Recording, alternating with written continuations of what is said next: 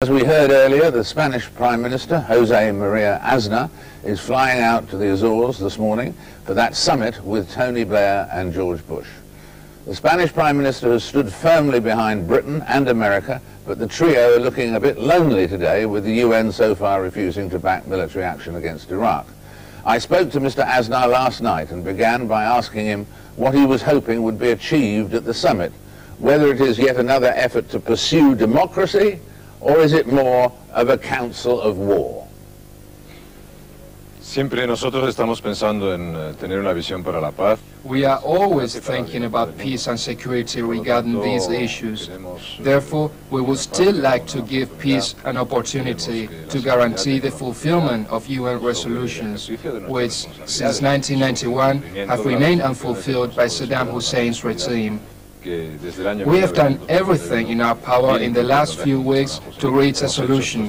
We have made every possible effort to reach it, but we must tell the international community that we cannot tolerate such unfulfillment of international law if we want a safe world. Jack Straw, the Foreign Secretary here, said today that military action, as of today, is now much more probable. Hemos realizado todos los esfuerzos posibles para. We have done everything in our power to reach a consensus on the United Nations Security Council. Resolution 1441 gave a last opportunity to comply with the disarmament conditions, and he was warned that he would face serious consequences if he didn't disarm. Would you say that what Jacques Chirac has been saying this week has been helpful or unhelpful? Bueno, yo creo que nosotros tenemos que hacer una cosa también. I think there is something we have to start doing, that is strengthening transatlantic relations. I believe that relations between the US and Europe are essential to security in the world. I believe that the closer this relationship is, the more opportunities we will have to safeguard peace and security.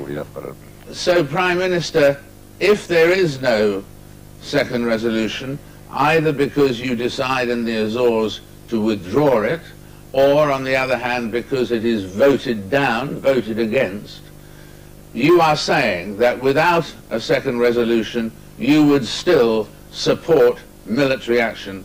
Yo lo que digo es que, en mi opinión, legalmente, what I am saying is that, in my opinion, legally acting under the 7th chapter of the Charter and taking into consideration all resolutions from the 687 to the 1441, there is a possibility for going to war if necessary. I have said that we are doing and we have done everything in our power to reach a peaceful solution to this crisis on the basis of fulfillment of disarmament requirements, and I repeat that the last chance for this lies in Saddam's hands. He can avoid the serious consequences which he might be facing in the case of unfulfillment. What I would also like to say is that a further resolution would be politically desirable, politically better, but from the legal point of view it is not indispensable. Would you prefer to see Saddam Hussein killed or captured so that he can be tried for war crimes and human rights violations? Which would you prefer? Nuestro objetivo es el desarme. Our objective is Saddam's disarmament. We know that if this disarmament takes place, his bloody and tyrannic regime will collapse, and the world will no longer be faced with the threat of terrorism and weapons of mass destruction. We will have fulfilled our duties in safeguarding international peace and security. I would not cry if Saddam's regime should collapse. In that case, a tyranny will be over, and many Iraqis will be able to enjoy freedom.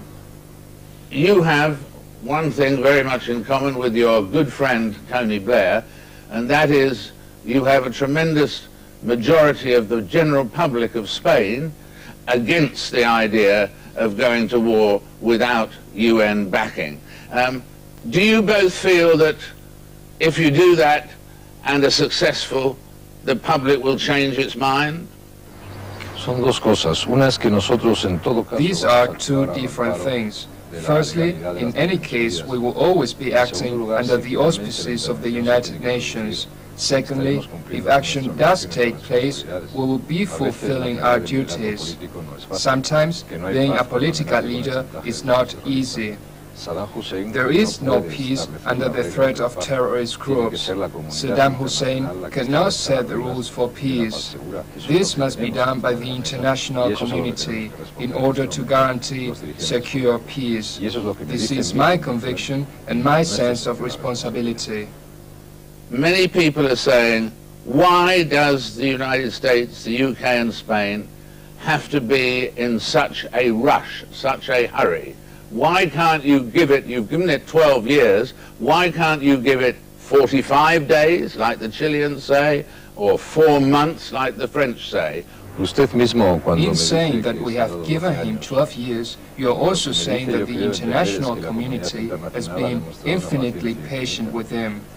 Many people had doubts about acting against Hitler, about acting against Milosevic. It is understandable that many people have doubts about military action against a tyrant like Saddam Hussein, but these are the circumstances at the moment. It is not a matter of time or deadlines. Winston Churchill said that the best policy is honesty, and I agree with him. The best policy is honesty, and the best policy for a safe world is respect for law. There will be no safe world if international law remains unfulfilled for years and years. Años y años. Do you think there will be war within the next 4 weeks? This can only be known by one person, Saddam Hussein. He can avoid the serious consequences that he has been warned of by the international community. This is up to him alone.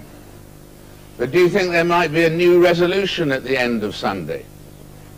We will do everything necessary up until the last minute. Actually, we have made a lot of effort. We have tried to reach a consensus. We have worked flat out to reach it. But we cannot do anything about those countries who said that they would veto a resolution, whatever its contents. Obviously, it's going to be difficult to change their minds. What to you would be the best outcome of the meeting tomorrow in the Azores? The best outcome would be the one causing Saddam's disarmament immediately. That would be the best outcome. Prime Minister, thank you so much for being with us.